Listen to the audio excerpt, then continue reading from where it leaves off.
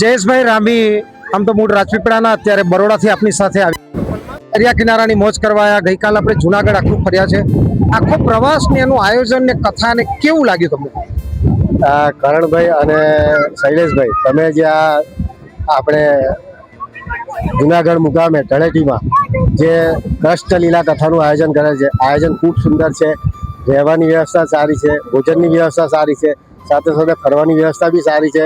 તમે જુનાગઢમાં બી બધે સિટીમાં બધાને ફેરવા, તેમજ આજે છે તે સોમનાથ બી આપણે બીચ પર આવ્યા છીએ. સોમનાથ મંદિરના દર્શન કરી અને આપણે રિટર્ન પાછું જુનાગઢ જવાનું છે. ખૂબ સુંદર આયોજન છે. આવું નવું આયોજન કરતા રહો ભવિષ્યમાં, તો વધારે વધારે આપણે સાથ અને સહકાર મળશે. તમે ઘણી કથાઓ કરી હશે, આ કથામાં ફરક શું લાગે? આ કથામાં તો જે શાસ્ત્રીજી હતા, જે આમ તો જયદેવભાઈ શાસ્ત્રી, મેં એમની ભાગવત સપ્તાહ સાંભળી છે રાજપીપળા મુકામે, અને આ નવી શ્રી કૃષ્ણ લીલા કથા સાંભળવાનો મોકો મળ્યો એ સાંભળીને ખૂબ જ આનંદ થયો.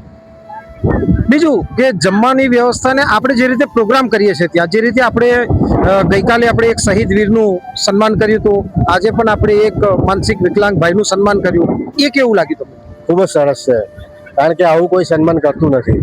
એટલે આ જે વિકલાંગ ભાઈનું જે સન્માન કર્યું એ ખૂબ જ સરસ છે. સાથે પેલા શહીદ જે અમિતભાઈ, એમનું બી એ કર્યું એ બહુ સરસ હતું. તો ફરીવાર આપણે આવો કોઈ પ્રોગ્રામનું આયોજન કરીએ તો તમે આવવાના? હાજી, ચોક્કસ. 100%. Okay okay okay.